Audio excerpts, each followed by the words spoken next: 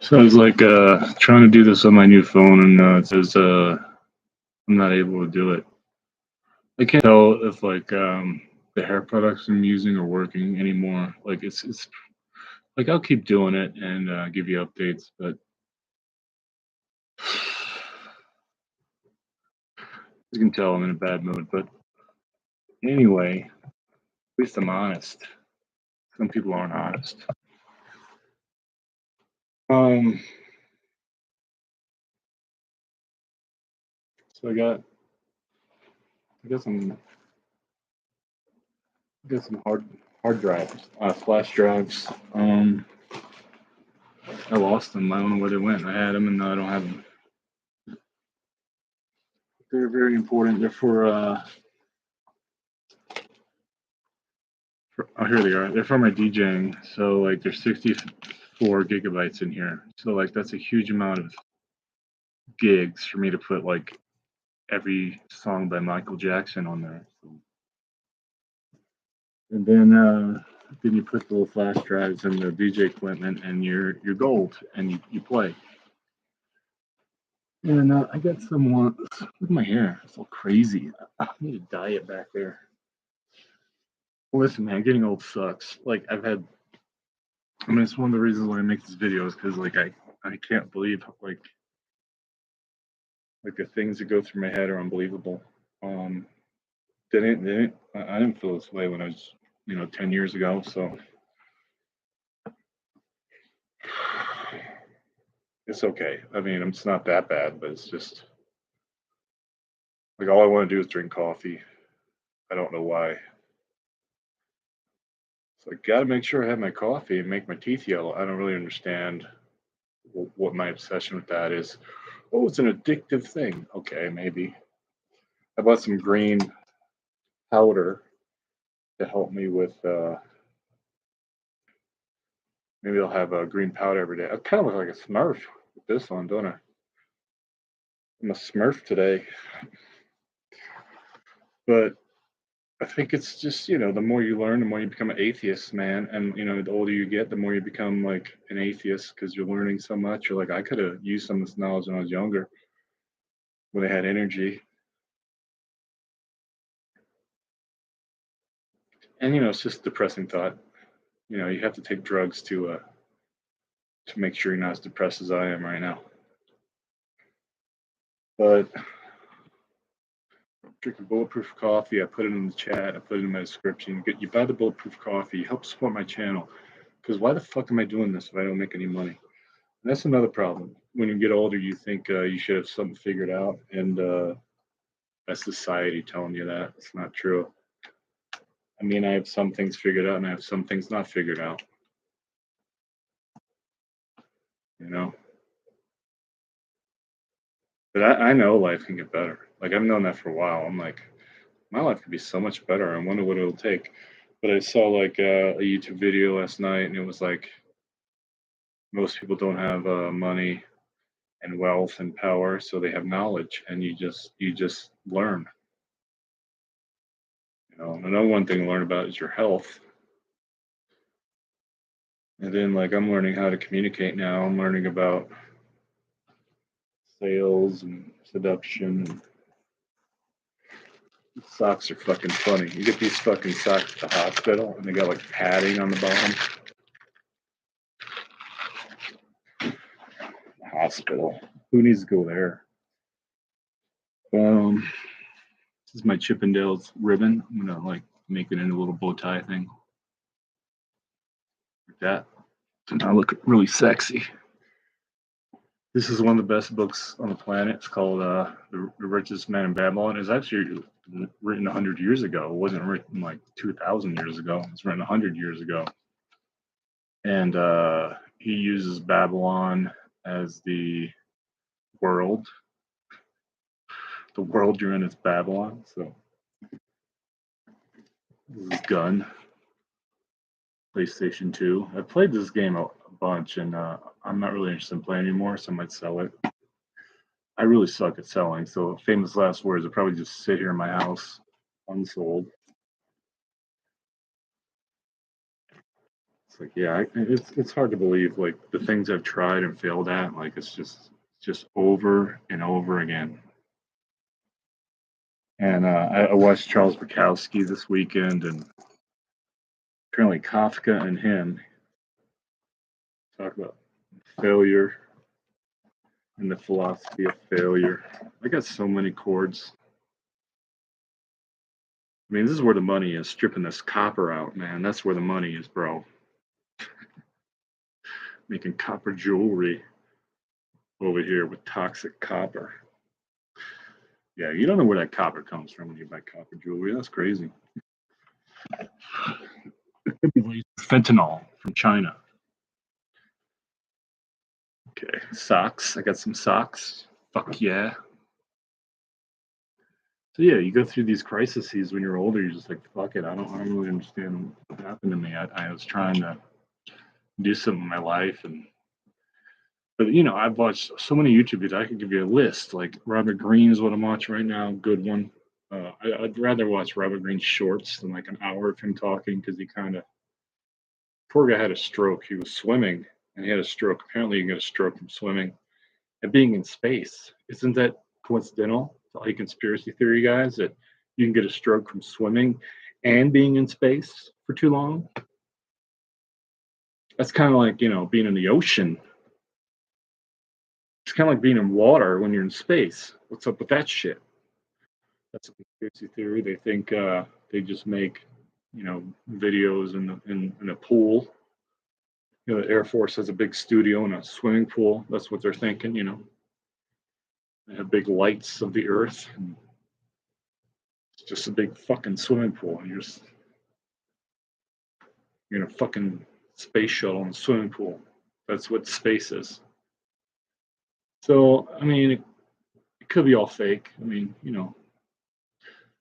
But yeah, I get this BoSexy. It's called BoSexy. Yeah, I got the link right here. I'll put the link in. If you're a DJ and you want to get a 64 gigabyte flash drive, I got 5 of them. And that's what you need, man. Be a DJ. I could go around the globe and DJ anywhere I want to. I just got to learn how to use the equipment. I was DJing once, and it was in what's called a leather bar. All you guys are into Sam Smith, you would know what that means, because he's so kinky nowadays. I had no idea kinky was so big. It's kind of disgusting. Like, who wants to see like I saw his new pictures of Sam Smith. Oh, it's fucking weird that he does that. But hey, you know, fat people are allowed to have sex too, you know. That's the message he's trying to bring. But fat people need love too. That's it. Good message. Anyway, you know, like I sit here thinking about my health and exercising, and then Sam Smith goes around, you know, putting a corset on his big fat stomach. Motherfucker. Fuck him, you know. He's such a good singer. He's such a dork to do all that shit. You know, like I don't know how many millions of dollars you get paid to do something that stupid, but it's not worth it. Have some respect for yourself. Like he doesn't need to do that.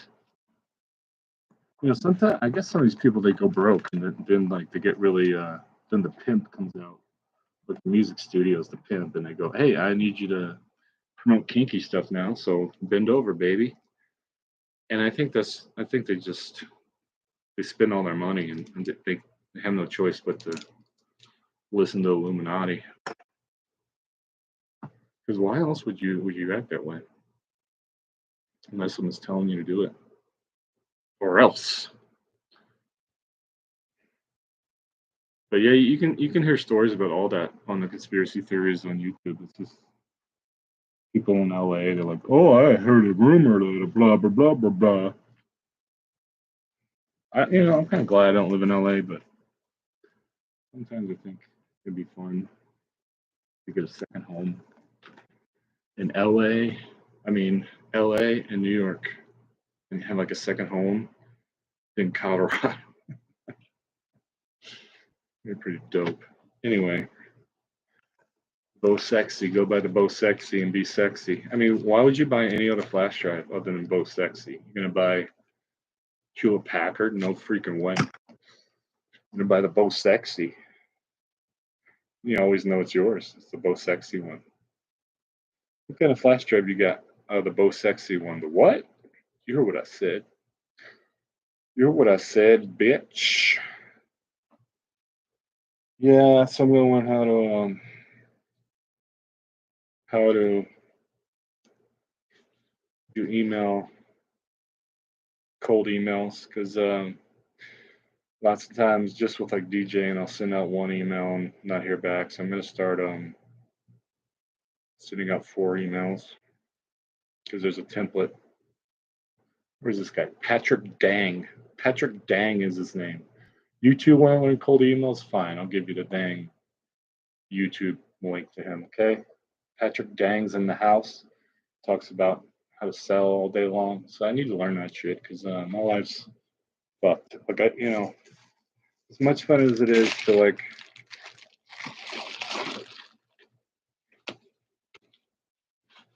not make money, I'd rather make money. So I'm gonna have to learn how to communicate and get lots of money out of people, because I never really learned how to do it. I had experiences with it, like cold calling on the phone, and it sucked. So that's why I'm doing emails to cold calling. But apparently, the point of the email is to set up a call. So it goes back to the phone call. I don't really understand. But if that's the only way to make money, I don't know what else to do. Because I've tried a whole bunch of things, and the next thing I'm going to do is get wrapped up and bent over like Sam Smith. If that's how you make $1 million, I'm going to do that. Fuck it. Get all my fat like strung up like a turkey, you know. That's what's going on. He's getting, like this. He has some new photos, man. It's called Perfect, his new album or something. Very disturbing what he's doing. I don't, you know. It's like if you did that on like a, you know, supermodel that was hot, it'd be different. Like you'd be like, that's kinky, but you do it on him, and you're like, oh come on, man. Like you used to be skinny. What happened to you, man? Like why'd you get fat? Why'd you start eating the bonbons? You know, like you had it made. You were perfect, and now you're not. So what are you promoting? I mean, I think a lot of artists go through this because they're fucking depressed, but they're so talented. I mean, like I was just looking at Muse in concert. I mean, he didn't blow up and get fat. The Muse guy. Muse. Muse. Muse. Have you heard of Muse? I think you should look them up. So whenever you need to listen to Sam Smith, realize, you know, that guy, fuck him. Listen to Muse instead. That's what you should do.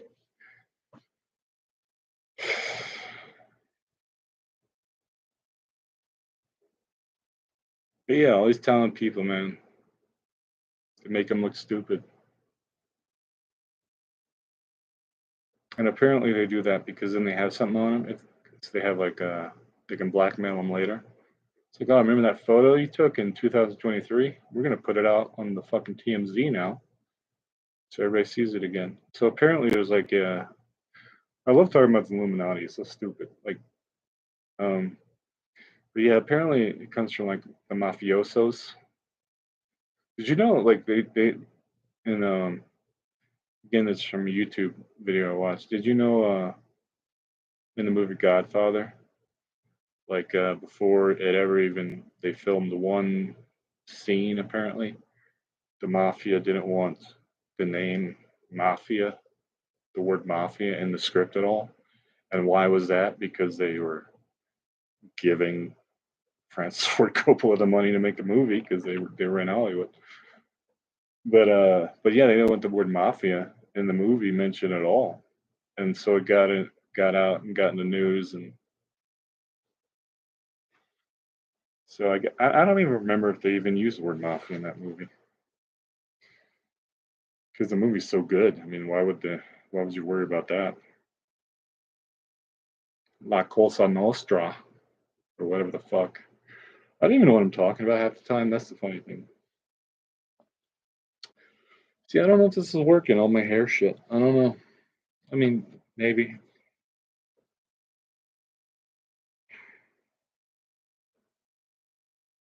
Yeah, some guy on drugs at a bar once was making fun of my head. I just he's like, "You got a big head," and he was on coke, so he shouldn't have been talking because he made a fool of himself. He was fucked up, and but sometimes like people who run bars like don't know what's going on, or they pretend not to see what's going on because so nobody was telling this guy to back off, and it was just like.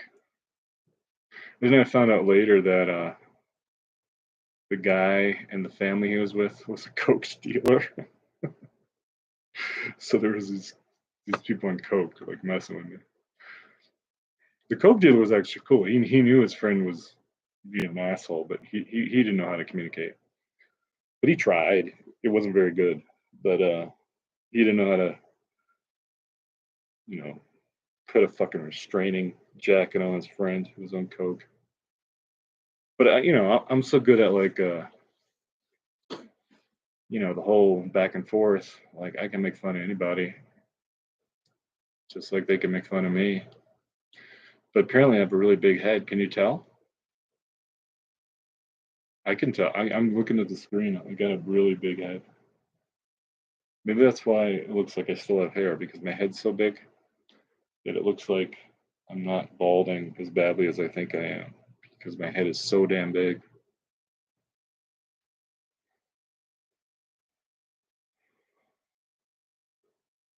I mean, like, one thing they say about long hair is like you have to worry about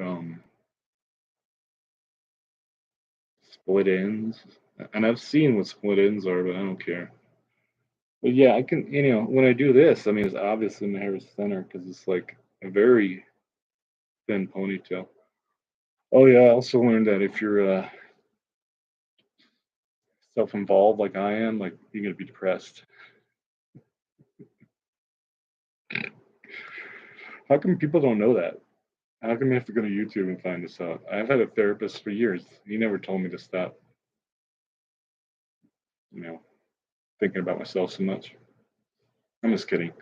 But you know what I mean? It's like if you're as self-involved as I am, like at talking about how important I am, like I am right now, like I'm more important than somebody else and everybody else, they'll lead to depression fast. So that's why all those actors and actresses and singers are depressed and powerful people because they think they're so important. But I was trying to talk to God today. Yeah. Anyway, but yeah, I do. I pray, and I was doing a meditation and asking God like, what's the point of me waking up in the morning? And he basically told me I'm not important. Human beings are not important because if we weren't here, the animals would be just fine without us. I don't know if that's exactly what he said, but he made a point to me that the animals are important, and what's going on in the world is important. So maybe that's what we should all be focusing on is taking care of the animals or paying attention to nature. I think that's a good message. Because if we weren't here, like they have that show Life After People. I mean, yeah. I mean, remember? Oh man, remember when COVID happened? Like all the animals started going into the town centers and everything. They started just their whole families were just walking around just because nobody was around to scare them off. So look how fast they start taking over. I mean, that was in a matter of months, a matter of like 2 to 4 months. And there was around here there was accounts of mountain lions and stuff, mountain lions walking around the neighborhood. But so I think that's a good message. The animals, this is their planet. It's not our planet. It's the animals' planet. It's like Animal Planet on TLC. This other time, like years ago, it was like I was asking some philosophical question to God, and it was in the middle of the day, and I was like, where's the good people at? Basically, I was like, where are good people at? There's no good people out here. Where are they at? And then I hear like freeze, like over in the street, like outside my window. And it's a fucking cop. Like, like somebody stole something and they drove off and parked over here and they caught up with them over here and they're like surrounding them with guns and shit. And I was like, well, a cop is good. So the good guys are the cops. Everybody said cops are just horrible people and you know. But hey, I don't talk to God like I'm talking to you the video right now. But it comes out with these mysterious synchronicities and images. It's not direct talking like I'm a crazy person. It's not like I'm schizophrenic, but it's like I got a big head. I guess I'm lucky to have a big head because I'm less likely to have a concussion, right? Should have been a boxer or something. But then my pretty face would have been all messed up. I ran into a wall once when I was in the seventh grade. So I think I have a deviated septum from running into a wall. And the whole reason I ran into a wall is because there's a guy in eighth grade. We would play this game with these little blue balls, these little blue rubber balls that we get at the drugstore and on the corner. That's where all the fun happened at the drugstore. Um, that's what she said. And these little rubber balls that are blue, and we we throw it against the wall, and then we catch it. And if someone tried to catch it and it fell out of their hand, the other person would pick up the ball and throw it at them until they tagged the wall with their hand. So it's kind of a vicious game. And so I was running towards the wall. I was looking behind me at the eighth grader who was like this, about to throw it at me. And he was a really good athlete, so you didn't want him throwing a ball at you and peg you. But I saw his eyes widen. Next thing I know, I turn around and my nose went right to the wall. And one of the teachers took me in the bathroom, put the sink.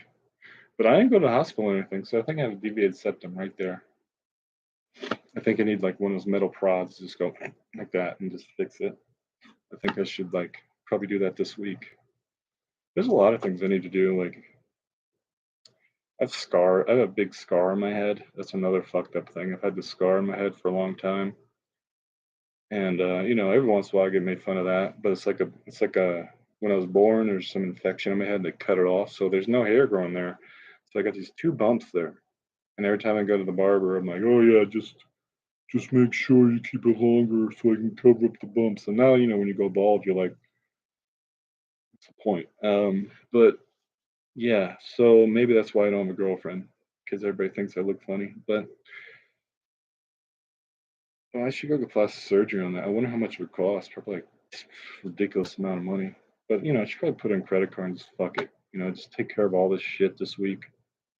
I mean, like, what else am I doing? I'm not like I haven't been doing anything that major, or that making videos like this isn't a major thing. You know, playing video games is not like changing the world at all.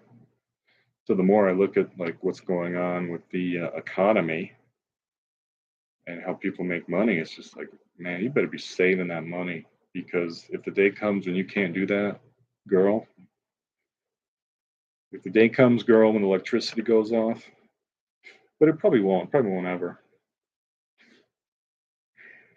There's probably like safeguards in place, but if a solar flare hits us, no more Twitch. But the people have generators. That's the other thing. They have these generators now, like these $200 backup batteries. Pretty awesome. So you're gonna have to buy some of that shit. Why do I keep picking my nose? I'm obsessed with picking my nose. Really wish I wasn't.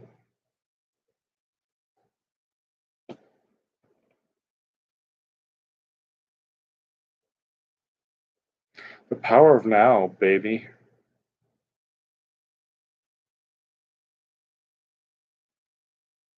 But like look around my house and see all these material possessions that don't matter to me, and I should just go throw them in a dumpster. because I have a horrible time trying to sell stuff.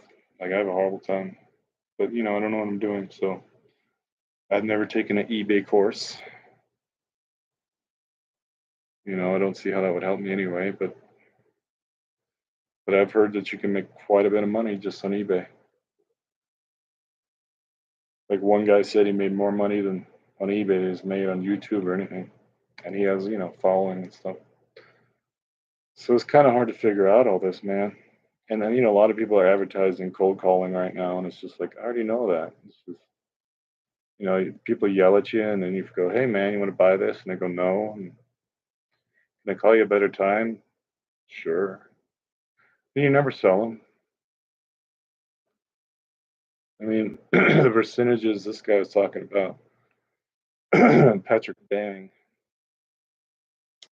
Man, I wish it wasn't cold. Like my feet are cold right now. That fucking sucks. I got a heater right under me, and like, forget it. My feet are still cold. Fucking blows to be alive. Like I swear. Like if my feet get this cold, why would I ever go anywhere? Because I'll be like, I'll have to get those fucking foot warmer things that you put in your shoes. It's like I'm screwed. I'm gonna be on this couch forever. I'm never gonna leave this couch. It's sad. I'm gonna have to move to like Zimbabwe or something where it's hot because this is not gonna work anymore. I'm gonna have to move and start all over wherever I go, and I'll still be on the YouTube talking to myself. That'll suck. But at least I'll have that. I'll have that to keep me, steady as she goes. Because like how difficult it is to make friends. It's just some people can lie to you and say, "Oh, it's not difficult. You just need to learn how to talk and stuff." Yeah, that doesn't mean you're gonna make friends because you know how to talk. You gotta connect, asshole.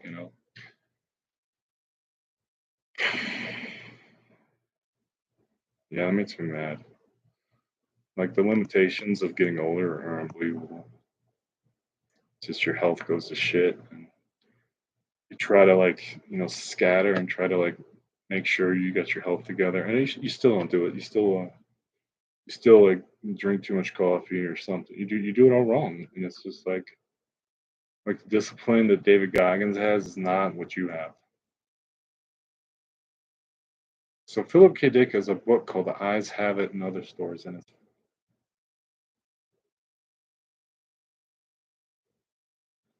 it's included with my membership for free. My Prime membership, I'm getting it. What is that? Read and listen for free.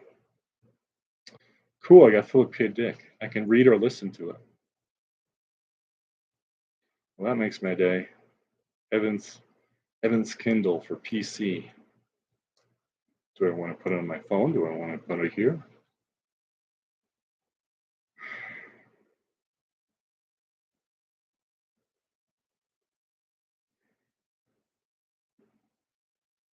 Should I be doing Amazon ads for authors? The E-Myth Revisited. Why most small businesses don't work and what to do about it. Okay, that one's free too. Free for Prime. What the fuck? HarperCollins Publishers. Thanks, Evan. E-Myth Revisited. Why most small businesses don't work and what to do about it. Will be auto-delivered wirelessly to Kindle Cloud Reader. I got lots to read now. Shit.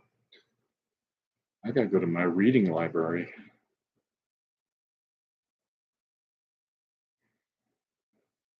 Self-Reliance and Other Essays, Ralph Waldo Emerson. Well, that's one worth getting for free. See, this is the funny thing. You're getting these books in your Kindle, and they can fucking take them out of there anytime they want to. That's the funny thing. They can just take them away from you. I thought I had it forever. No. As a man thinketh, James Allen. Bushido, the soul of Japan, Inozo Notobi. Meditations by Marcus Aurelius. Look at that. The Age of Reason, Thomas Paine. That's supposed to be important. Reason. Walden, Henry David Thoreau. Beyond Good and Evil, Friedrich Nietzsche. The Prince, Machiavelli. I can get all these for free. Oh, Notes from the Underground, Fyodor Dostoevsky. That's a really good one. I could listen to for free. I can get Walt Whitman. That's nuts. I can get all these classics. I guess they are free because they're like, there's no more copyrights on them. So that's a good. The Lady with the Dog and Other Stories, Anton Chekhov. Franz Kafka. You're kidding me. The Idiot. Yeah, I'm downloading that one too. I just learned. I just was going over all this on YouTube last night. A Modest Proposal, Jonathan Swift. I didn't read that one in college when they told me to. I was like, fuck that. It's like I have better things to do than do an essay on this fucking book. But that's how it is, man. College is for partying and reading books. The Beautiful and the Damned. That's Scott Fitzgerald. That was 100 years ago, guys. Gentlemen Prefer Blondes. Anita Loos. Well, that's the truth. Tales of the Jazz Age. F. Scott Fitzgerald. Our Time. Ernest Hemingway. In Our Time. Very interesting that I could read all that. The House of Seven Gables. The Man Who Was a Thursday, A Nightmare. G.K. Chesterton. See, this is exciting. I could buy it. But it just says, thanks, Evan. We auto-delivered wirelessly to your Kindle Cloud Reader. I could pull out my Cloud Reader. You know, all these people care about Steve Jobs and Elon Musk, and it's like there's all these other smart people from like hundreds of years ago. You know, assholes. The Sign of Four, Arthur Conan Doyle. The Secret of Chimneys, Agatha Christie. Now that might be good. Heretics. The Castle of Otranto, Horace Walpole. Princess of Mars, Edgar Rice Burroughs. That's an interesting one. Gentlemen Prefer Blondes for sure. Let's try that. I've never read that before.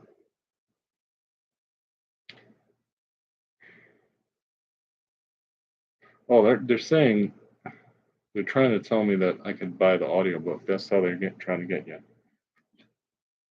Henry James. The Lady with the Dog and Other Stories. The House of Mirth, Edith Wharton. In Our Time, Ethan Frome. The House of Seven Gables, Mrs. Dalloway, Virginia Woolf. I kind of forgot what that's about. I had to read that one in college. The Age of Innocence, Modest Proposal, Mr. Right is Dead Stories. Oh, that's not free. The Woman in White, The Importance of Being Earnest, Oscar Wilde. Love me some Oscar Wilde. That guy's cool dude. You know, A Doll's House. I know what that's about. It's about like a woman who's in the house all the time, and she's being treated in a way that's doll-like.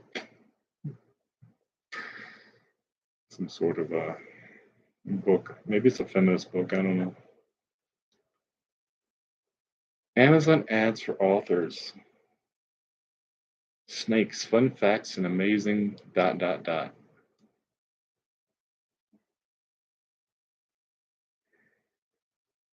Sucker's Portfolio, Kurt Vonnegut. Perot Investigates. Now that's cool. That's a TV show. Influence, new and expanded. Aesop's Fables. The Art of War. The Federalist Papers. The Iliad. The Vince Huckleberry Fan Meditations. Hawaii's Story by Hawaii's Queen.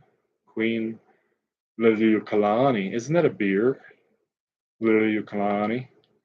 Beyond Good and Evil by Friedrich Nietzsche. The Age of Reason. I'm going to give this a shot. The Age of Reason. Thomas Paine. It says read and listen for free. They're lying to you. You read it. That's it. That's all you get.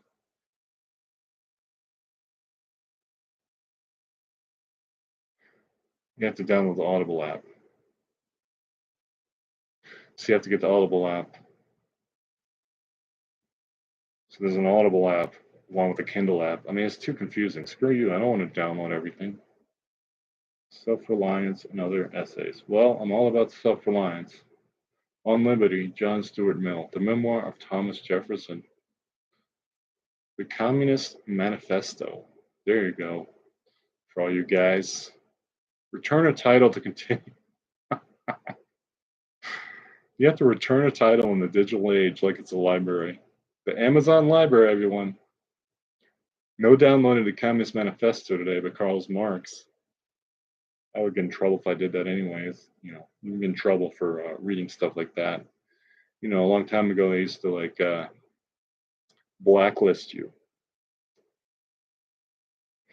when you were a communist. But nowadays, it's cool. Oh, you're a cool person if you like communism. Ah, the autobiography of Benjamin Franklin. I'm gonna have to return one to get that because that's the one I want to read. Fuck that. How do you return one? That's ridiculous. See, I don't like Amazon. They think they're so great, and they try to reinvent the rules all the time. And it sucks. It's just like, oh, you got me. You know, you got me in the web, dude. I'm stuck in the web with your bullshit. I don't want to read the profit. So return that. All right, I got the Benjamin Franklin one. I could read it right now. Let's read it right now. Try to make it so convenient and just a pain in the fucking ass is what it is. Autobiography of Benjamin Franklin. Okay. You want to read an essay about him first, or?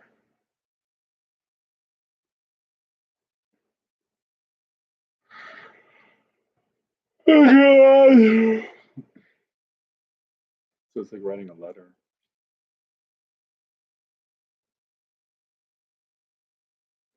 See, he's talking about growing old. See, all these things you think about have been written about before. It's about his whole life. Starts from the beginning.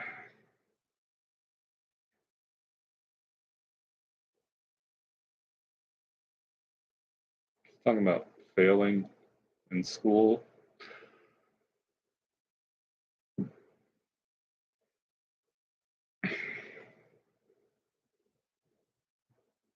For want of modesty is want of sense.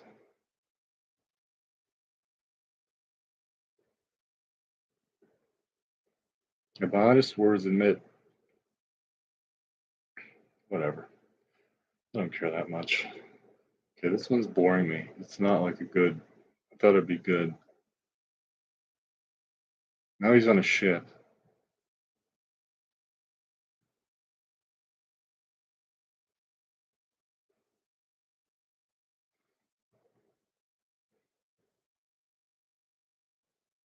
I mean, he's an interesting person. This is about his life.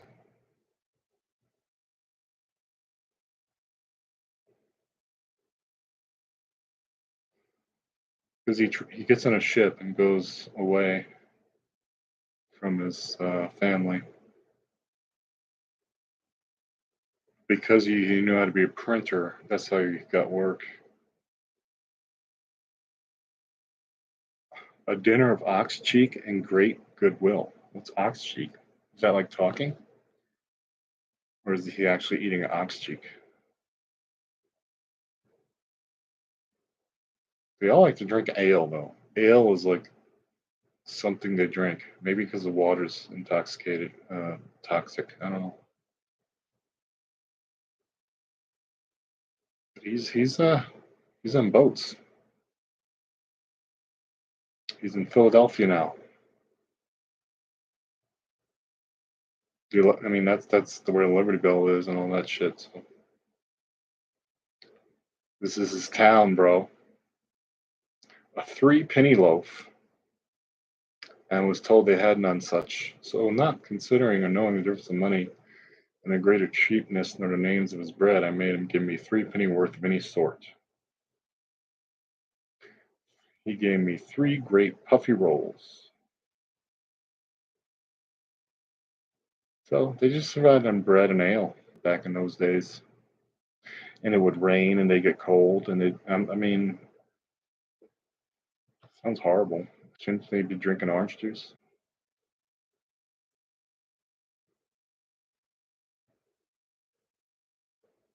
Yeah, this is really cool. This is about when he landed in Philadelphia, man. It's awesome.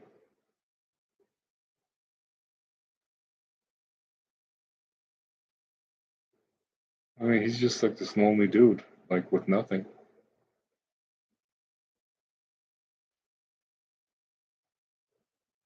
He's looking for lodging.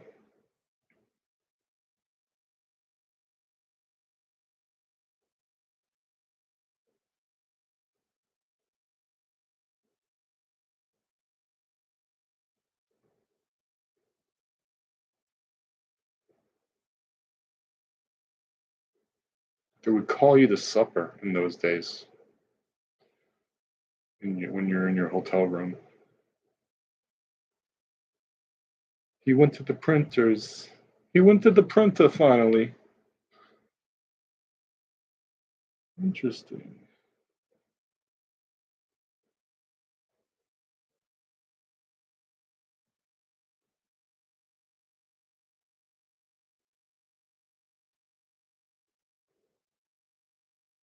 Could you do that? Could you freaking write about your life? Because now he's going to Boston.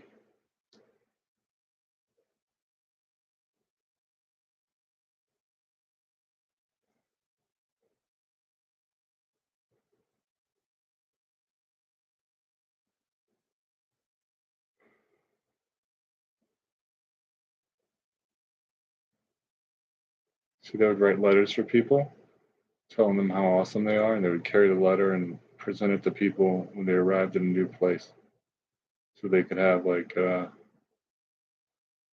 so they weren't some fucking you know, bum.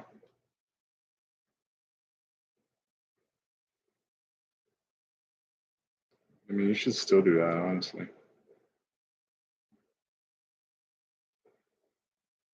They do that for writing jobs all the time. Like if you want to get a teaching position or anything, you gotta have like 3 letters of recommendation.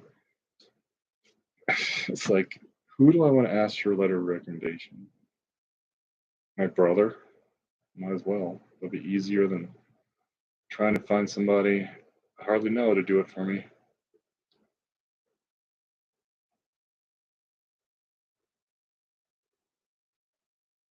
A lot of drinking and quarreling.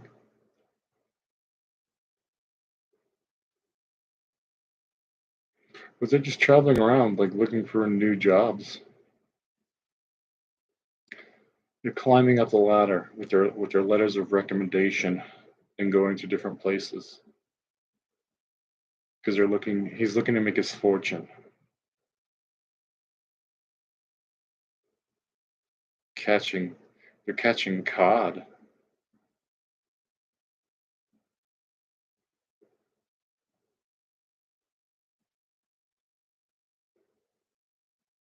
Huh. I'd like some cod right now.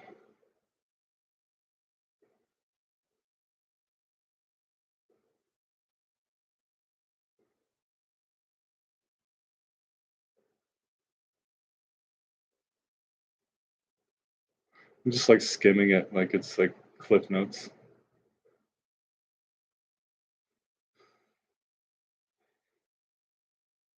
I mean, he had a very colorful life. I mean, he really went for it. I don't, he just went after it.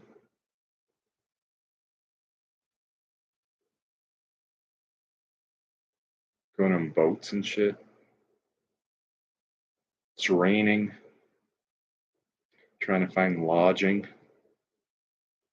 A dinner of ox cheek.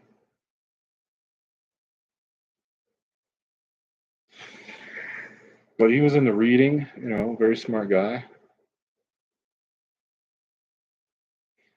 That's what he did when he wasn't working.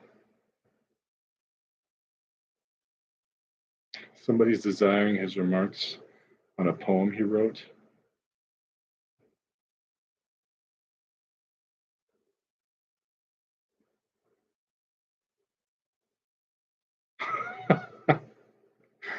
He's trying to discourage him. The folly of pursuing the muses with any hope of advancement by them. All was in vain. Sheets of the poem continued to come by every post.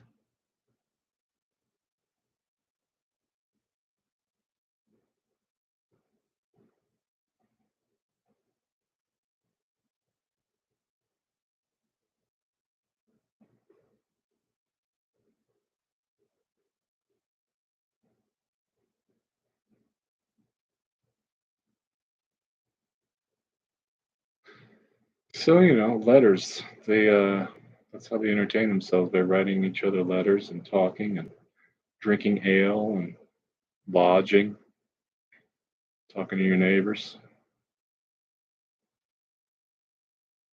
That's how they did business, is through letters. They're like, I'm not giving you any more money.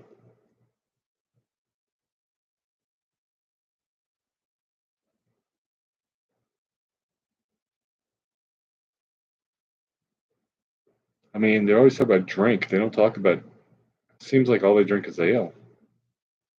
They don't talk about anything else. No Coca-Cola, baby. But yeah, they get lodging. Then that's how they get the letters sent to them at the lodging. If they don't have lodging, they can't get the letters. But that's how it works. Paid per week.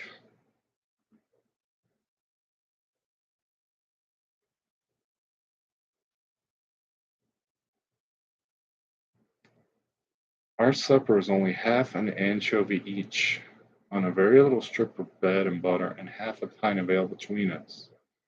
But the entertainment was in our conversation. An anchovy, bread, butter, and ale.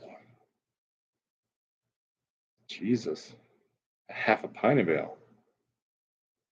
I'm gonna go buy some beer. This is the way to live.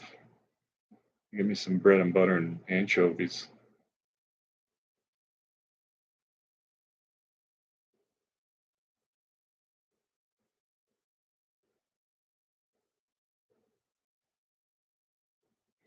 So yeah, he's just like meeting people. A lot of women are running these lodgings. That's how they make their money. They're trying to convince them, like, no, stay with me. Don't go to the other place. It's fucking weird.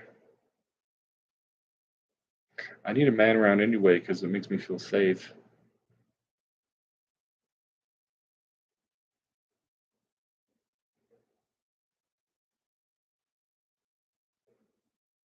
Yeah, I mean, things really haven't changed much. All about where, having a roof over your head, having some ale, having some bread, having some butter. Now it's coffee. They haven't mentioned coffee or tea yet. I mean, I guess they didn't drink that shit.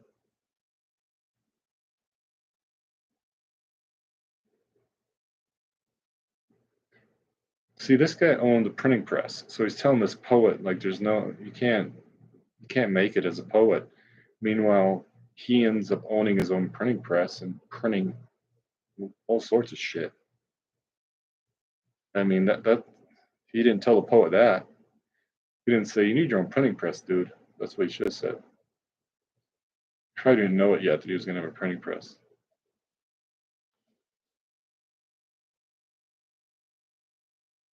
Thus, I spent about 18 months in London. Most part of the time, I worked hard at my business and spent but little upon myself except in seeing plays and in books.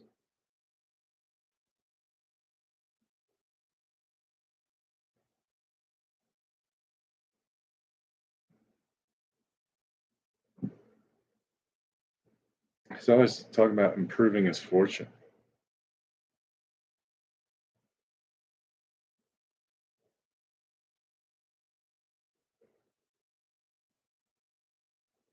18 months in London, that sounds like fun to me. It's where you hang out with Sam Smith and spank him on the butt, right? Isn't that what you do with him?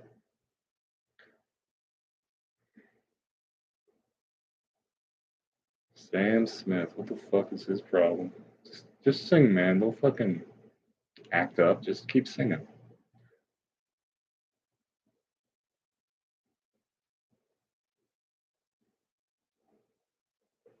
Yeah, he's all about the printing press. Like that's his trade. He just works. And he just goes from printing press to printing press.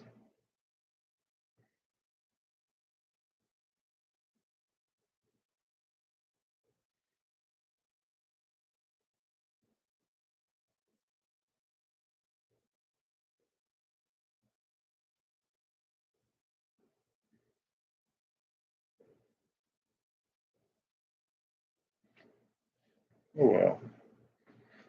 Got lots of books to read. What's the next one?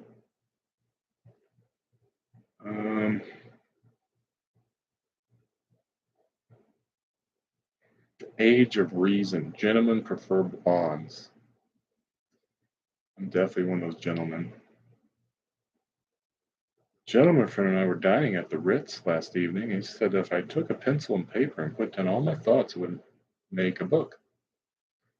This almost made me smile, because what it would really make would be a whole row of encyclopedias. I mean, I seem to be thinking practically all of the time. This is great. This is like first person.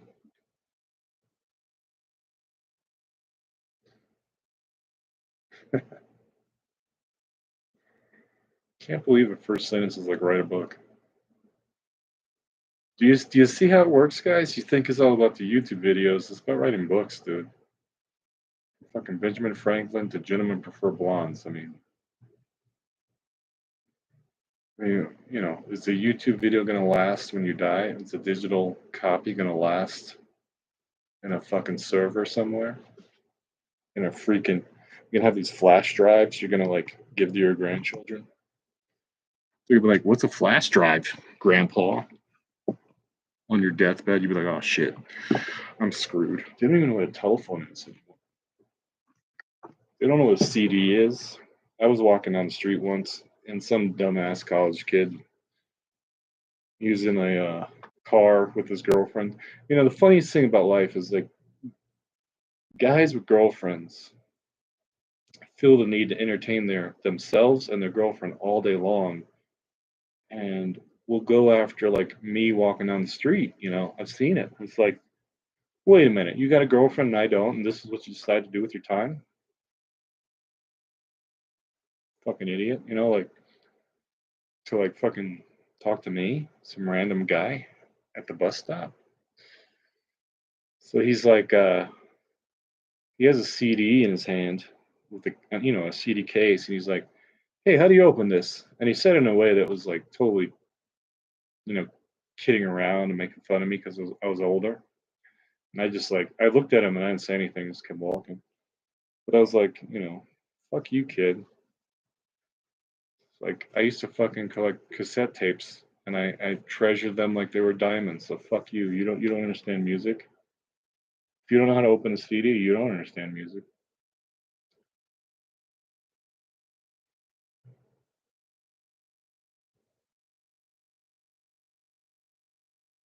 Yeah, they're talking about like going out. Like she just said she was at the Ritz.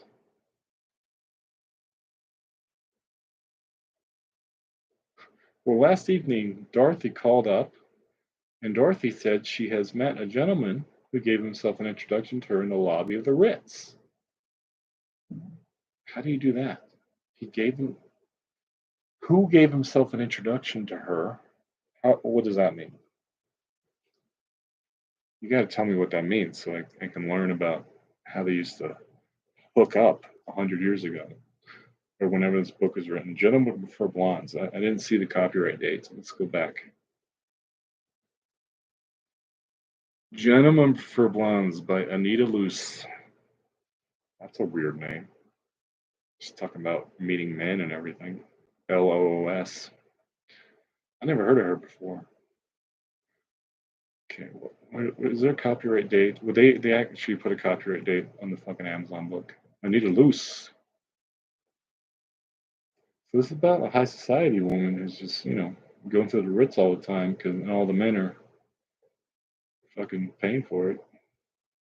Nope, there's no copyright date. Just says all rights reserved. That's nice. You fucking jerk offs. Like, you can't do that. Jeff Bezos is an asshole.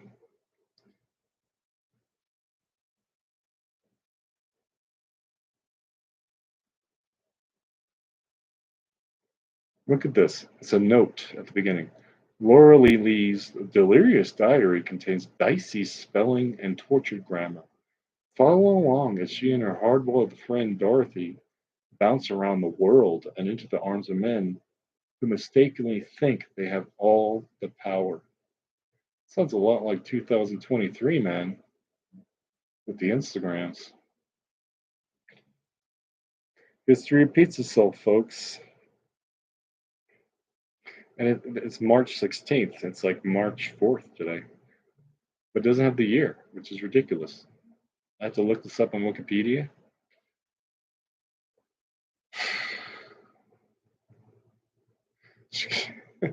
It would be strange if I turn out to be an authoress. I've never heard of that. There's authors and then there's authoress. Says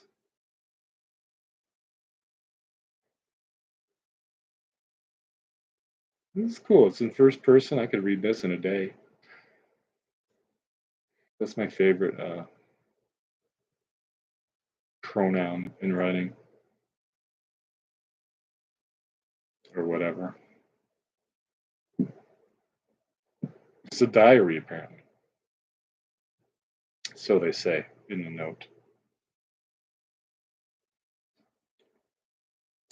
April 2nd. I seem to be quite depressed this morning, as I always am, when there is nothing to put my mind to, because I decided not to read the book by Mr.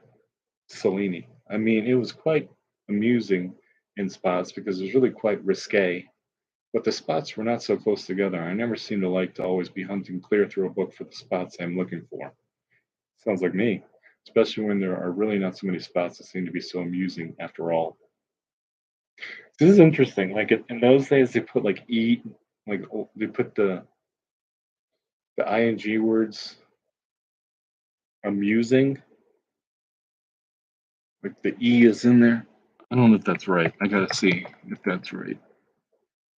Okay, we don't do that anymore. It's amusing with no e in it, causing laughter and private entertainment. So in the olden days, they put the e in it. Why don't we still do that? That doesn't make any sense. Why do we stop doing that? She's not from England. It says she's from Little Rock, Arkansas. So telegrams. That's how they got messages those days. They didn't have emails and texting. They had telegrams, bro. Because I decided not to read the book, so I did not waste my time on it. But this morning I told Lulu to let all of the housework go and spend a day reading a book entitled Lord Jim, and then tell me all about it so that I would improve my mind while Jerry's away. Telling someone else to read the book. Well, I just got a telegram from Jerry that he will not be back until tomorrow, and also some orchids from Willie Gwynn. So I may as well go to the theater with Willie tonight to keep from getting depressed. She has two boyfriends to keep from getting depressed. That's hilarious. As he really is a sweet boy after all. I mean, he never really does anything. Sounds like me. Obnoxious. And it's quite depressing to stay at home and do nothing but read, unless you really have a book that's worth bothering about. Man, I'm feeling like her. What's going on? I feel like I'm just like this girl, except I don't have any social outings to go to. I was really so depressed. That's what's good about reading is like you're not alone when you read. It doesn't happen when you watch fucking TV. I'll tell you that much. I mean, there's some good movies out there, but reading is one of the only ways to not feel alone. Someone quoted that. I don't remember who it was, but it's a famous quote.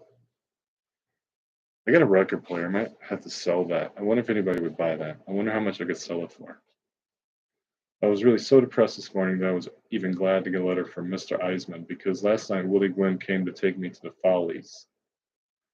But he was so intoxicated I had to telephone his club to send him out a taxi to take him home. What's his club? I had to telephone his club. What the fuck is that?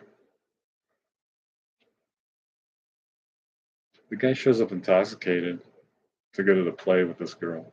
So that left me alone with Lulu at 9 o'clock with nothing to do. No wonder she has two boyfriends if that's what the guys are doing. It sounds like nothing's changed in 100 years. So that left me alone with Lulu at 9 o'clock with nothing to do. So I put in a telephone call for Boston to talk to Jerry, but it never went through. She actually made an effort to talk to her other boyfriend. So Lulu tried to teach me how to play mahjong, but I really could not keep my mind on it because I was so depressed. So I think today, so today I think I had better go over to Madame Francis and order some new evening gowns to cheer me up. That sounds just like me. Well, Lulu just bought me a telegram from Jerry that he will be in this afternoon, but I must not meet him at the station on account of all of the reporters who always meet him at the station wherever he comes from. But he says he will come right up to see me as he has something to talk about. Uh-oh. So apparently Jerry's a little famous if the reporters are showing up when he arrives. What April 4th? What an evening we had last evening. What an evening we had last evening. I mean, it seems that Jerry is madly in love with me because all the time he was in Boston lecturing to the women's clubs, he said. As he looked over the faces of all his club women in Boston, he never realized I was so beautiful. And he said that there was only one in the world, one in all the world, and that was me. But it seems that Jerry thinks that Mr. Eisman is terrible and that no good will come from our friendship. I mean, I was quite surprised as they both seem to get along quite well together, but it seems that Jerry never wants me to see Mr. Eisman again. He wants me to give everything and study French, and he will get a divorce. And he's married. That's the trick. Because Jerry does not seem to like the kind of life all of us lead in New York, and he wants me to go home to Papa in Arkansas, and he will send me books to read so that I will not get lonesome there. Didn't I just say that? And they gave me his uncle's Masonic ring, which came down from the time of Solomon, which he never even lets his wife wear for our engagement ring. This afternoon, it's like the Illuminati all of a sudden. And this afternoon, a lady friend of his is going to bring me a new system she thought of. I thought it went French, but some way I still seem to be depressed. I mean, I could not sleep all night thinking of the terrible things Jerry said about New York, about Mr. Eisman. Of course, I can understand Jerry being jealous of any gentleman friend of mine. Of course, I never really thought that Mr. Eisman was Rudolph Valentino.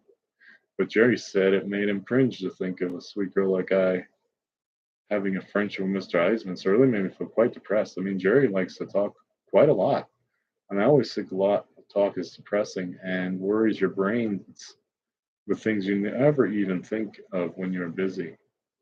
But so long as Jerry does not mind me going out with other gentlemen when they have something to give you mentally, I am going to luncheon with Eddie Goldmark of the Goldmark folks, who was always wanting me to sign a contract going to the cinema.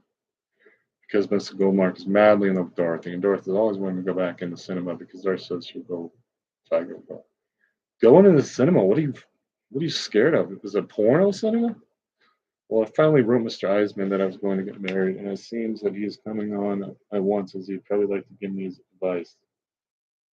Getting married is really quite serious, and Jared talks to me for hours and hours about it. I mean, he never seems to get tired of talking, and he does not seem to even want to go to shows or dance or do anything else but talk. If I don't really have something definite to put my mind on, soon I will scream. She's going to scream because she has too many boyfriends. Isn't that funny?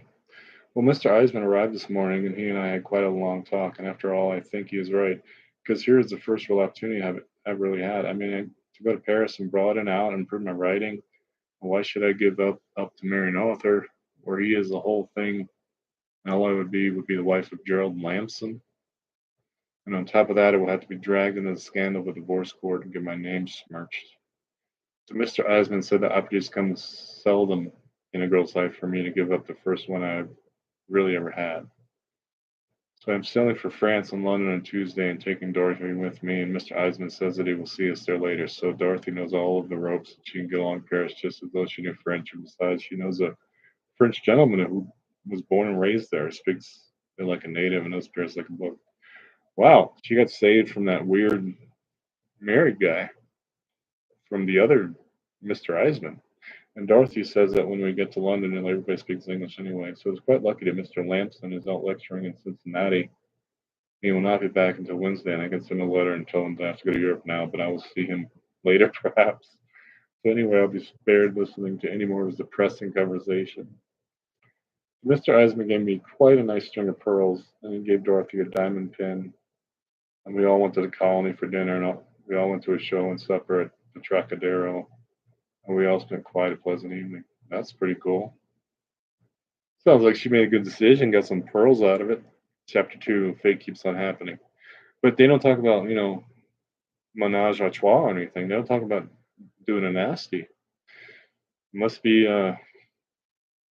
very innocent during these times. Well, Dorothy and I are really on the ship sailing to Europe, as anyone can tell by looking at the ocean. I always love the ocean. I mean, I always love ship. And I really love the Majestic because you would not know it was a ship because it's just like being at the Ritz. But this book's basically saying, without the good life, women are really fucking depressed. I mean, I see a lot of YouTubes about that. That a man has to like figure out his whole shit, like all of his stuff. Just like all the ducks have to be in a row before he can ever hope to have a really good relationship with a woman. So I mean, this is kind of like showing that from this whole superficial world, that's all they care about. They don't care about love.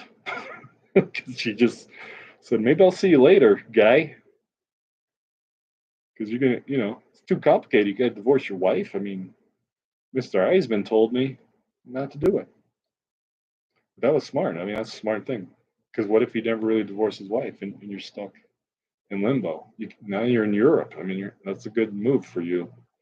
I'm like, like this is like not even like an academic essay, but this is the kind of thing that you do in college and grad school where you talk about these books. Like you read the book and then you go to class and you talk about it. It's the same thing I'm doing right now, but I'm being very off the cuff.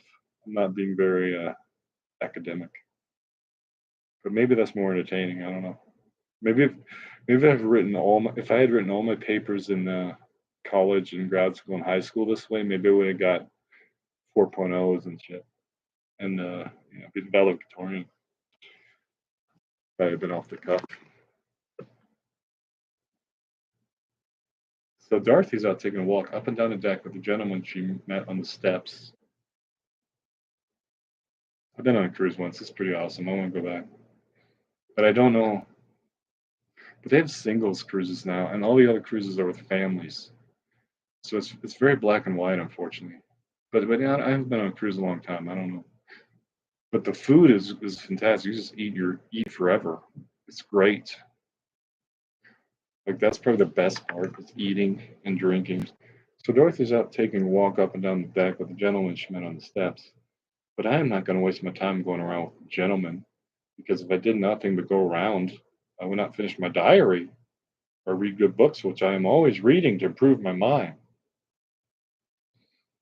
Interesting. But Dorothy really does not care about her mind, and I always scold her because she does nothing but waste her time of going around with gentlemen who do not have anything.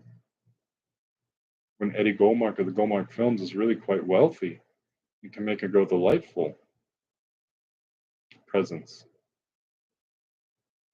But she does nothing but waste her time. And yesterday, which was really the day before we sailed, she would not go to luncheon with Mr. Goldmark, but she went to luncheon to meet a gentleman called Mr. Mencken from Baltimore, who really only prints a green magazine, which has not even got any pictures in it. What's a green magazine? But Mr. Eisman is always saying that every girl does not want to get ahead and get educated like me. It's a smart thing to say, Mr. Eisman. Think you already gave her some pearls, so like something's happening here with Mr. Eisman and the blonde. Because gentlemen prefer blondes, remember. So Mr. Eisman and Lulu. So all her friends are on the boat all of a sudden. Like all the people she talks about are on this boat.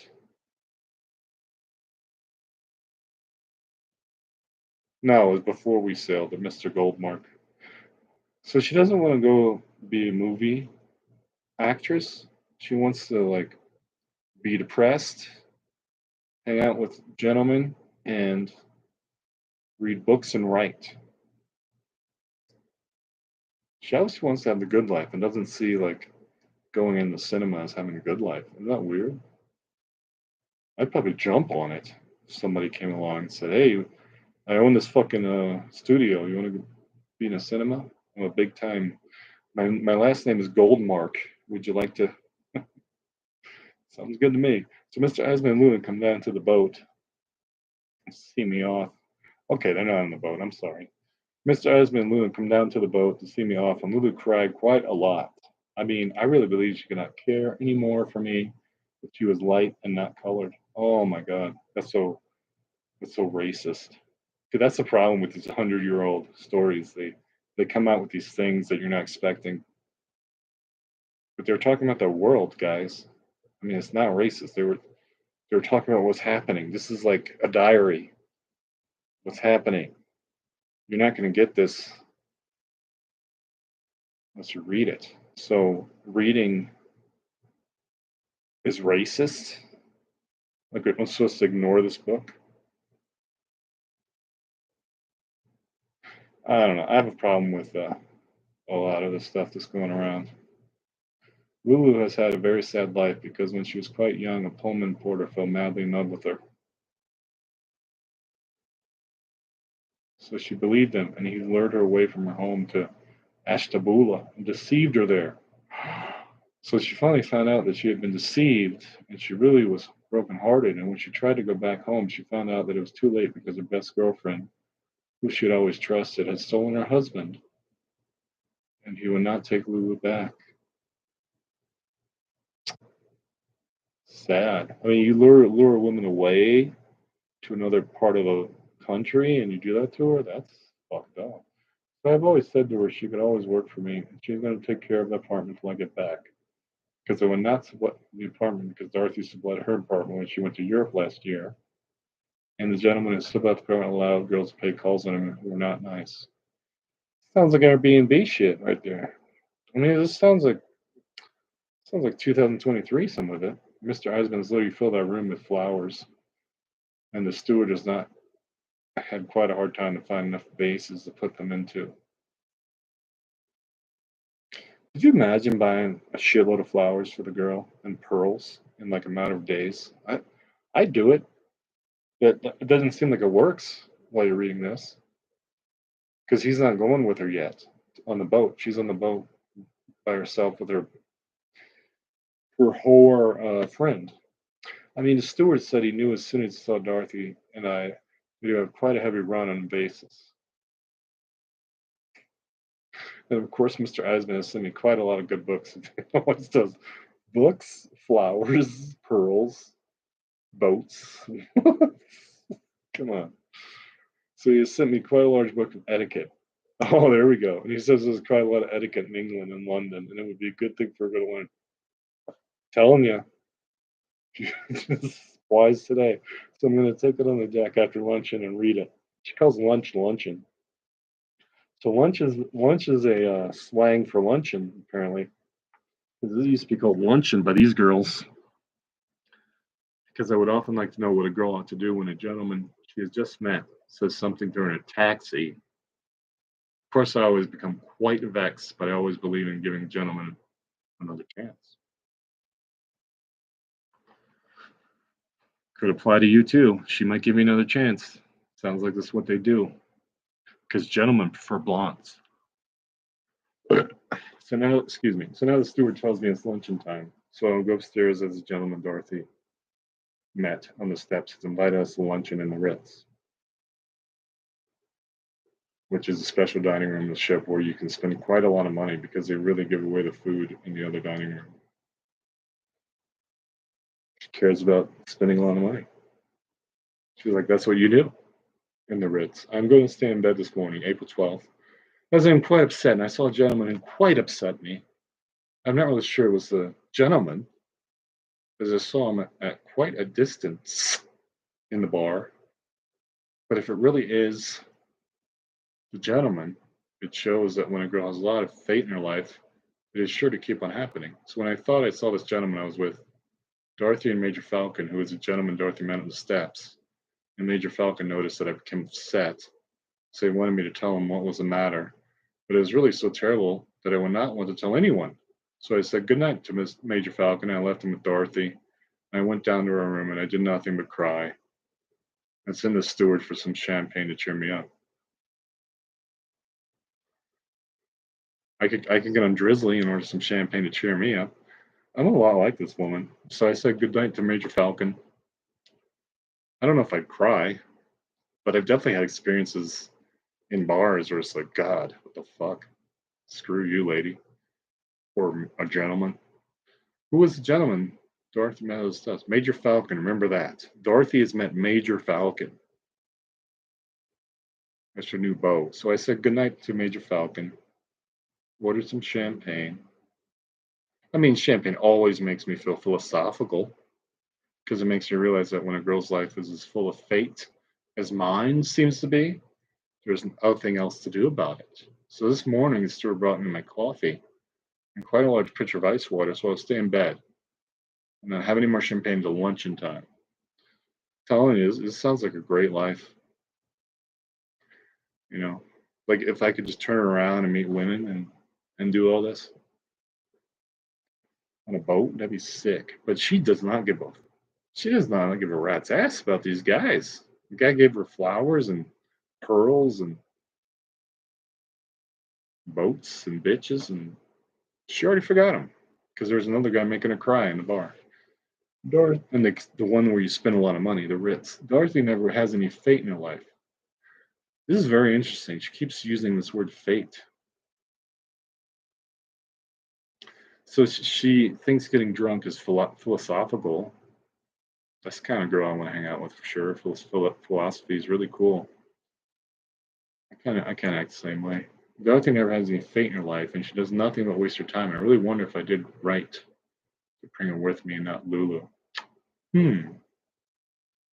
Mean she really gives gentlemen a bad impression as she talks quite a lot of slang. Because when I went up yesterday to meet she and Major Falcon for luncheon, I overheard her say to Major Falcon that she really liked to become intoxicated once in a dirty while. Only she did not say intoxicated, but she really said a slang word that means intoxicated. And I'm always having to tell her that dirty is a slang word and she really should not say dirty. That's right, especially if she's a lady and she wants to meet a gentleman. Major Falcon is really quite a delightful gentleman for an Englishman. I mean, he really spends quite a lot of money. And we had quite a delightful luncheon and dinner in the Ritz. Till I thought I saw the gentleman set me, and I'm so upset. I think I'll get dressed and go up on the deck and see if it really is the one I think it is. I mean, there's nothing else for me to do as I have finished writing in my diary for today, and I decided not to read the book of etiquette. Is this like white privilege in the house right here? Is that what this is? Gentlemen prefer blondes, white privilege, classics. Come on, man. If you don't appreciate books, man, you suck. That's all I can really say. I have decided to read the book of etiquette as I glance through it, and it does not seem to have anything in it, and I would care to know because it wastes quite a lot of time telling you what to call a lord. No lords I have met have told me what to call them, and it generally some quite cute name like Cuckoo, whose real name is really Lord Cooksley. So I will not waste my time on such a book, but I wish I did not feel so upset about the gentleman I think I saw. Uh-oh, this gentleman's from our past, for sure. Man, she's been around. What's her body count? April 13th. It really is the gentleman I thought I saw. I mean, when I found out it was the gentleman, my heart really stopped because it all brought back. She's calling him a gentleman, so he's obviously not a bad person because she would call him a scoundrel, right? Or a villain because it all brought back things that anybody does not like to remember, no matter who they are. So yesterday, when I went up on the deck to see if I could see the gentleman, see if it really was him, I met quite a delightful gentleman who I met once at a party called Mr. Ginsburg. Allen Ginsburg? Only his name was not Mr. Ginsburg anymore because the gentleman wanted called Mr. Battenberg, who was some relation to some king, changed his name to Mr. Mountbatten, which Mr. Ginsburg says really means the same thing after all.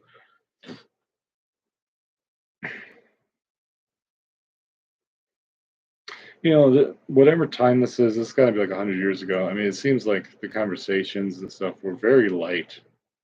And, I mean, like, I mean, she's already talking about the bad boy, like this guy. I can't believe I just saw the guy.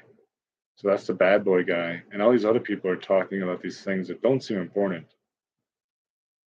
But it's this polite conversation that and this like innocent, like almost innocent like dating where they're spending a lot of money on them because they have a lot of money. Lucky them. So we walked around the deck and we met the gentleman. I mean, it might not be a real guy or it might be fake. This might be all fiction. So we walked around the deck and we met the gentleman face to face and we saw it was him. And we really saw it was me. Because she mentions lots of names in here. Did she change all the names? I mean, his face became so red it was almost a picture.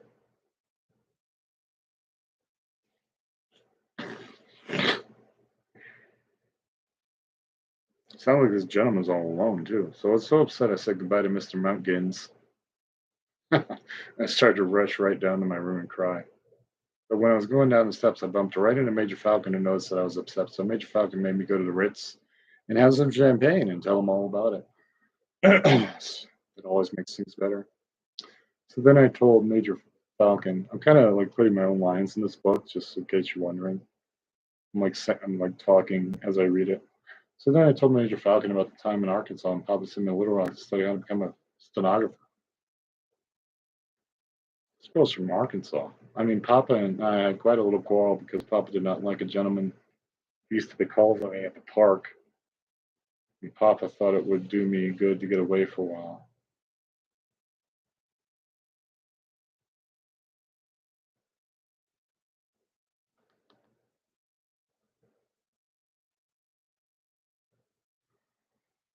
Let's go on so many fucking tangents.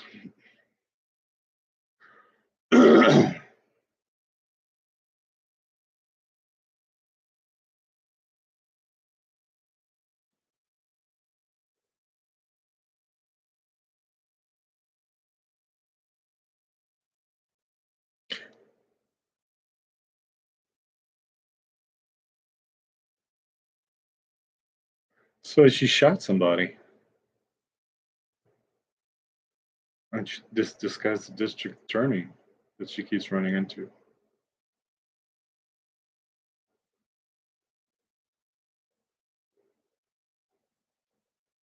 Let's see if this is like a real book or not. Gentlemen prefer blondes. Like it might be just fiction, right? It's like Sex in the City, like in the olden days. Marilyn Monroe was in it. She played Laura Lee Lee. That's where I heard of it before. So you can watch the movie. Is Gentlemen Prefer Blondes a feminist movie? It is clear and celebrate the connection between Marilyn Monroe and Jane Russell, which for us transforms Gentlemen Prefer Blondes into a profoundly feminist text. Okay. Why? What is the meaning? Gentlemen Prefer Blondes can be said to draw a moral parallel between the motivations of women who pursue men for their money and men who pursue women for their beauty. Boring. We already know that.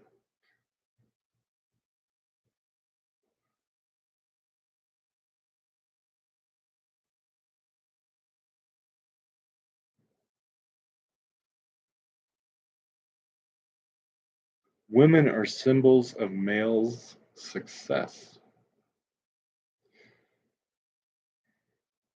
I don't care. Where is the book? They talk about Marilyn Monroe now. What the fuck? Okay, I gotta go to Anita Luce.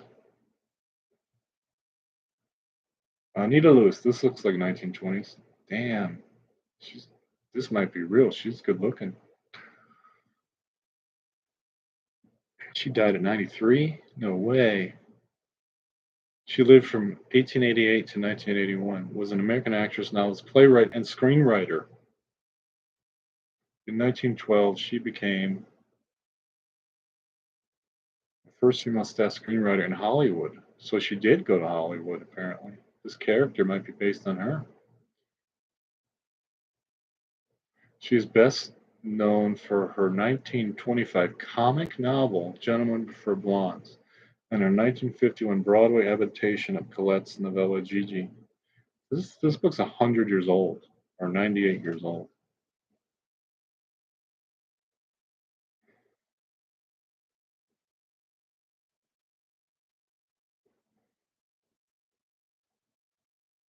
It's very interesting. So she's not like F. Scott Fitzgerald. She's she's Anita Loos, but she sounds like she had a similar life as F. Scott Fitzgerald and his wife, working in Hollywood. She married Frank Palmer Jr. Oh shit, that's big time.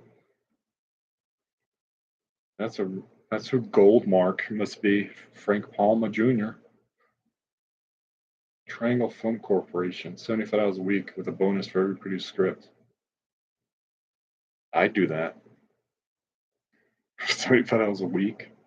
How many scripts are you writing a week?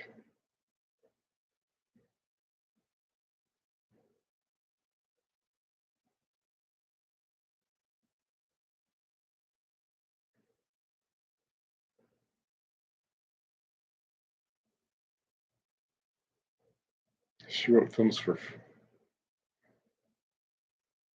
Fairbanks, Douglas Fairbanks. She joined director and future husband John Emerson for a string of successful Douglas Fairbanks movies. That's amazing. The 5 films Luce wrote for Fairbanks helped make him a star. So high income was $500 a week back then. Anita Luce and John Emerson in an overstuffing photo. I mean, she has great short hair, like the bob. She looks fantastic, like very attractive with that short hair.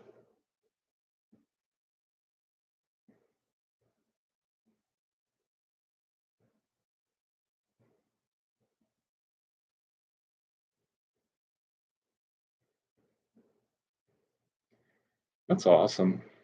I wish I was that cool. But she's writing about all these people, obviously. She's writing about all the people she met and having these superficial things. And I mean, it's partly fiction, partly probably not fiction. It's probably what's going on. Well, I'm glad I read that. That was cool. I didn't know about her at all.